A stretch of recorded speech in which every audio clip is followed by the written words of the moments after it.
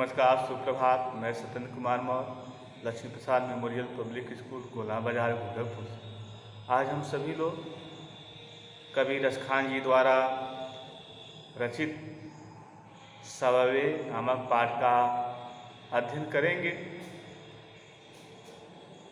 जैसा आप सभी लोग जानते हैं कि रसखान जी एक मुसलमान वर्ग में पैदा होने के बावजूद भी श्री कृष्ण भक्ति भावना से इस तरह से प्रभावित होते हैं कि श्री कृष्ण के भक्ति भावना को अपने शब्दों के माध्यम से जन जन तक पहुंचाने का प्रयास करते हैं।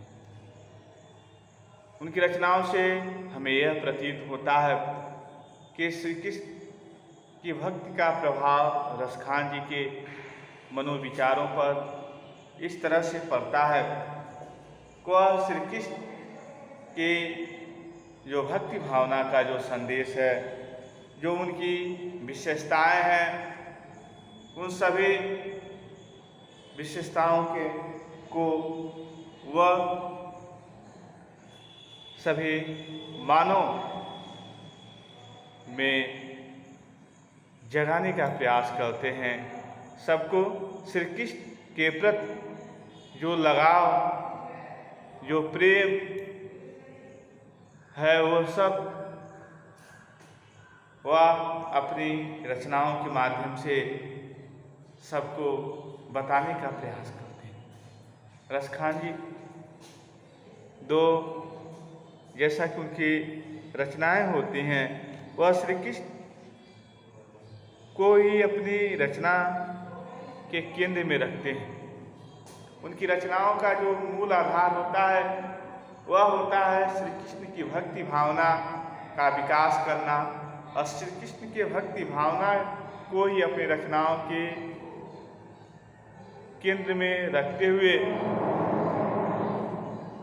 वह श्री कृष्ण के भक्ति स्वरूप को अपने शब्दों के माध्यम से समान जनस्तर तक या लोगों तक पहुंचाने का प्रयास करते हैं।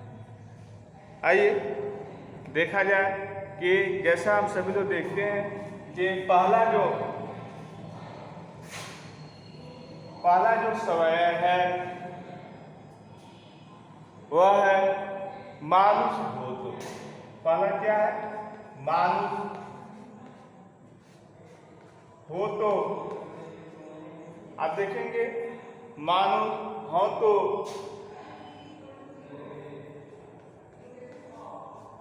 वही रसखानी, वही रसखानी।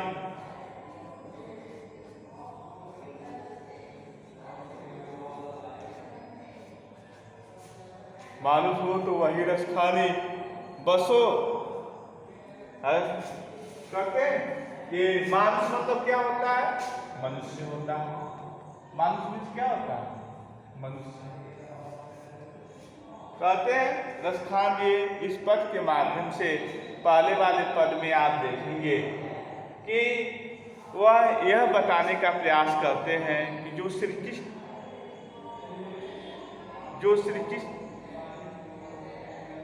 की जो बाल्यावस्था जहाँ जहाँ पर गुजरी है, जिन जिन लोगों के बीच में गुजरी है, जिस वस्तुओं के साथ क्रियाकलाप में गुजरी है, रसखान जी का श्री कृष्ण के साथ ही साथ उन सभी चीज़ों से लगाव है और वह जन्म लेना चाहते हैं। तो श्री कृष्ण के साथ या उनके साथ जो वस्तुएं हैं, उनके साथ श्री कृष्ण की सभी जो लगाव वाली चीज़ें जुड़ी हुई हैं, उनके साथ अपने जीवन को कभी जोड़ने का प्रयास करते हैं। कहते क्या है? मानुष हो तो वही रसखानी। कहते रसखान जी यदि मनुष्य का जीवन हो तो वही हो। कहाँ हो? बसो ब्रज गोकुल। बसो कहते हैं बसो ब्रज गोकुल। ब्रज गोकुल बसो ब्रज गोकुल गांव के द्वारम, गांव के द्वारम। आप देखेंगे पहली लाइन हुई कि कहते हैं कि ब्रज, ब्रज मीन्स होता है ब्रजभूमि। ब्रजभूमि कौन सी ब्रजभूमि? गोकुल लिखा। कहते हैं कि हे प्रभु, यदि मुझे मनुष्य का जीवन मिले, रसखान जी कहते हैं कि यदि मुझे मनुष्य का जीवन मिले तो बसो, मेरा बसेरा कहाँ हो? ब्रज। ब्रज मतलब ब्रजभूमि, गोकुल में गोकुल, या ब्रजभूमि का या गोकुल का। गांव के द्वारम, द्वारम मतलब होता है ग्वाल वाला।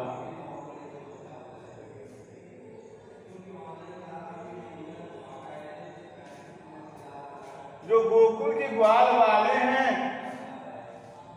उनके बीच में मुझे रहने का अवसर मिले, मैं उनके बीच में रहना था। क्यों? क्योंकि श्री कृष्ण भी किनके बीच में रह रहे हैं? गोकुल के ग्वाल बालों के बीच में। वही कहते, हे प्रभु, यदि मुझे मनुष्य का जीवन मिले तो ब्रज भूमि में मिले और गोकुल के ग्वाल बालों के बीच में रहने का मुझे सुअवसर प्राप्त। आगे वाली लाइन में कहते हैं, ये तो पहली लाइन हो गई। वही दूसरे वाली लाइन में कहते हैं, दूसरे में देखेंगे कि वही दूसरे वाली लाइन में कहते हैं, जो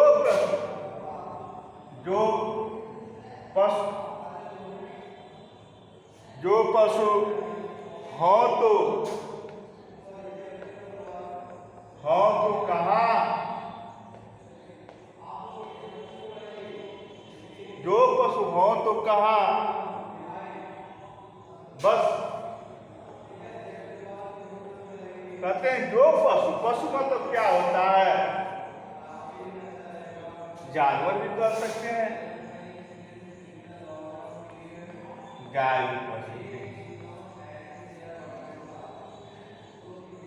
बस मेरो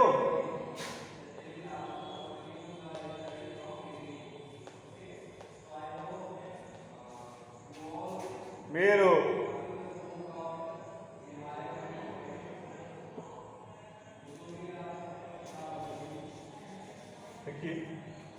जो पशु हो तो कहाँ, बस मेरो चरो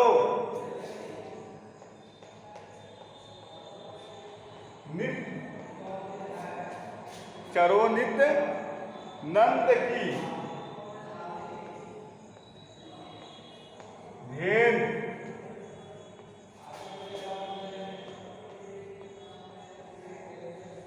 मंझारत धेनु।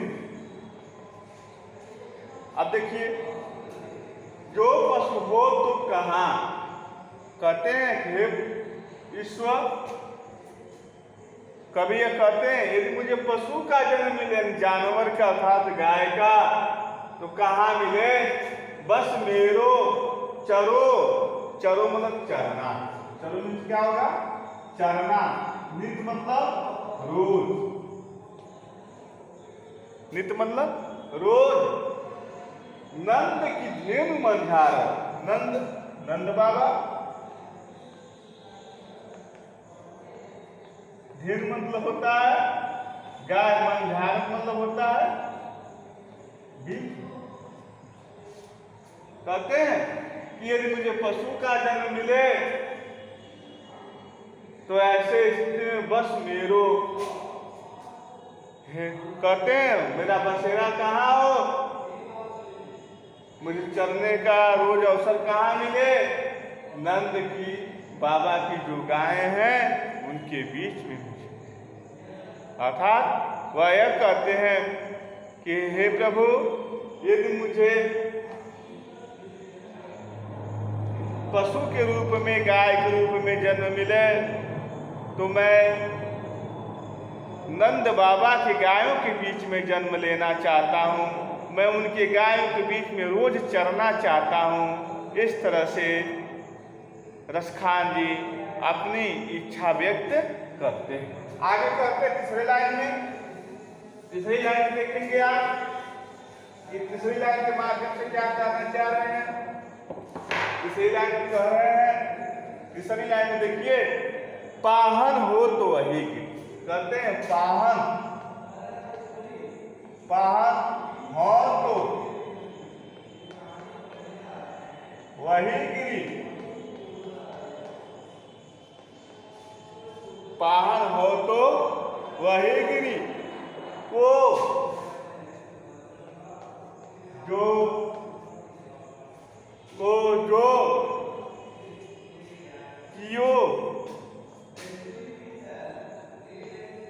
कियो। अब देखो पाहन मतलब क्या होता है, पत्थर कह सकते हैं, पाषाण भी कह सकते हैं। गिरी मतलब क्या होता है, पर्वत भी होता है।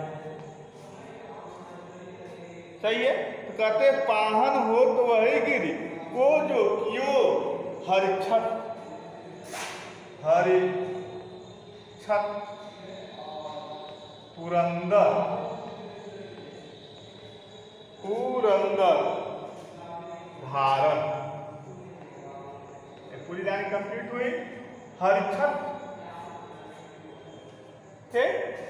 अब पुरंदर किसका नाम होता है, इंद्र का। धारण धारण करना,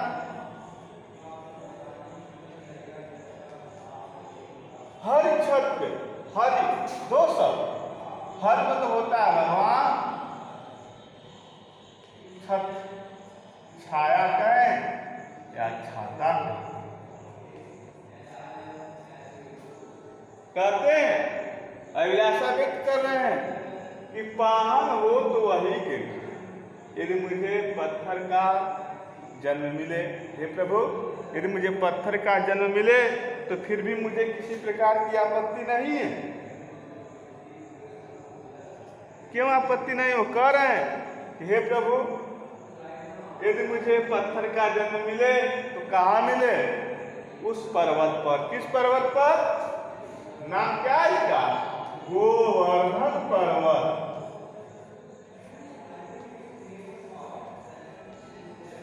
अब गोवर्धन पर्वत के बारे में थोड़ा सा जाने कि जब श्री कृष्ण के द्वारा यह कहा जाता है कि वर्षा किसी देवी देवता के प्रभाव से नहीं होती है, बल्कि ये तो जो वर्षा होती है यह गोवर्धन पर्वत या मेघों के प्रभाव से होती है, तो हमें किसी देवी देवता की पूजा न करके गोवर्धन पर्वत की पूजा करनी चाहिए। श्री कृष्ण के इस बातों पर लोग विश्वास करते हैं और सभी गोकुलवासी गोवर्धन पर्वत की पूजा करना शुरू करते हैं।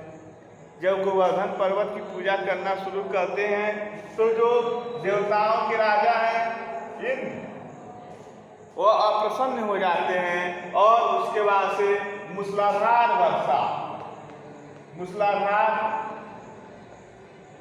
वर्षा होनी शुरू होती है और गांव की जो व्यवस्थाएं होती हैं वह इतर बितर हो जाती हैं। सभी लोग अपनी सुरक्षा की गुहार लगाते हैं। उस समय श्री कृष्ण ने, भगवान ने गोवर्धन पर्वत को अपने अंगुली पर उठा लेते हैं, एक छाते के भांति उठा लेते हैं। अब पूरे गोकुलवासी उस गोवर्धन पर्वत के नीचे आ जाते हैं, जिससे उनकी जान बच जाती। अब उस गोवर्धन पर्वत की विशेषताओं से प्रभावित होकर कवि यह कहते हैं कि मुझे पत्थर का जन्म मिले तो मैं उस पर्वत पर जन्म लेना चाहता हूँ। किस पर्वत पर, गोवर्धन नामक पर्वत पर, जो कियो हरिछत पुरंदर धारण, जिसको श्री कृष्ण भगवान ने गोकुलवासियों को बचाने के लिए छाते की भांति अपने अंगुली पर क्या कर लिए, उठा लिए। इस तरह से ये तीसरी लाइन कंप्लीट हो गई। चौथी लाइन में आप देखेंगे कि चौथी लाइन में आप देखेंगे कि जो खग, कहते हैं जो खग जो खग हो तो बसेरो, हो तो बसेरो, जो खग हो तो बसेरो, करो बसेरो करो। ठीक, कहते हैं खग मतलब क्या होता है? पंछी। क्या होता है? कहते हैं हे प्रभु, मुझे पंछी का जन्म मिले तो भी मुझे किसी प्रकार की आपत्ति नहीं है, लेकिन मुझे पंछी का जन्म कहाँ मिले? जो खग हो तो बसेरो, पंछी का जन्म मिले तो मेरा बसेरा, बसेरा मतलब रहना, मेरा निवास स्थान कहाँ हो? तो आगे कहते हैं करो मिल, मिल मिल, कालिंदी, कालिंदी, कालिंदी, कोल, कालिंदी कोल कदम पे, कदम के डारन। कहते हैं कि कालिंदी मतलब होता है यमुना नदी,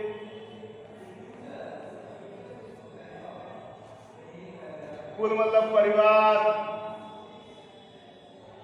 कदम मतलब होता है वृक्ष, एक वृक्ष का नाम है, डाल मतलब डाल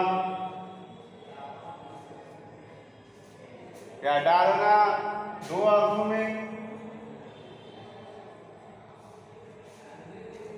आप यहां देखें, कभी ये कहते हैं जो खग हो तो, यदि मुझे पंछी का भी जन्म मिले तो इस बात की मुझे किसी प्रकार की आपत्ति नहीं है। यदि मुझे पंछी का जन्म मिले तो मेरा जो बसेरा हो वह कहाँ हो? यमुना नदी के किनारे जो कदम का जो वृक्ष है, उस वृक्ष के डाल पर मुझे रहने का अवसर प्राप्त हो।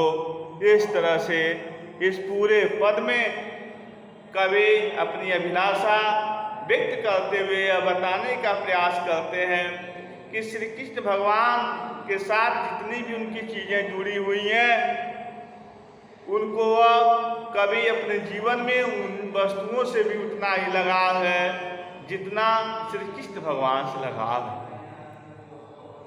वह मनुष्य के जीवन में ग्वाल बालों के बीच में जन्म लेना चाहते हैं, वह गाय के रूप में नंद बाबा की गायों के बीच में जन्म लेना चाहते हैं, वह पत्थर के रूप में उस गोवर्धन पर्वत का हिस्सा बनना चाहते हैं। यदि उन्हें पंछी का जन्म मिले तो यमुना नदी के किनारे जो कदम की जो डाल है जिस पर भगवान श्री कृष्ण झूला झूलते हैं, उस डाल पर वह अपना बसेरा करना चाहते हैं। तो कहीं कहीं हम देखते हैं इन सभी पदों से हमें इस बात का आभास होता है कि हर जगह वह भगवान या भगवान से जुड़ी हुई चीज़ों से ही अपने आप को जुड़ाव रखना चाहते हैं और जुड़ने का प्रयास करते हैं। इस बात से या इस पद से, इस सवाल के माध्यम से रसखान जी हमें यह बताने का प्रयास करते हैं, या इससे हमें यह शिक्षा मिलती है कि रसखान जी इसके माध्यम से श्री कृष्ण से जुड़ी हुई हर एक चीज से उनका उतना ही लगाव है जितना वह श्री कृष्ण से लगाव है। यानी वह सभी चीजों को महत्व दे रहे हैं और इस तरह से वह श्री कृष्ण के जीवन की हर एक चीजों से वह उनका गहरा अटूट संबंध है। आप देखिए कालिंदी कुल कदम की दारन में कौन सा अलंकार होगा? अनुप्रास अलंकार का प्रयोग किया गया है। अनुप्रास अलंकार जैसा हम सभी लोग जानते हैं, अनुप्रास अलंकार जहाँ एक वर्ण एक से अधिक बार आए, जहाँ एक से वर्ण की आवृत्ति एक से अधिक बार हो, जैसे को इसको वर्ण कहते हैं, ध्वनि कहते हैं। जहाँ पर एक से अधिक बार उसकी आवृत्ति हो वहाँ पर अनुप्रास अलंकार होता है। इस तरह से यह पद रसखान का यह पद आज समाप्त होता है।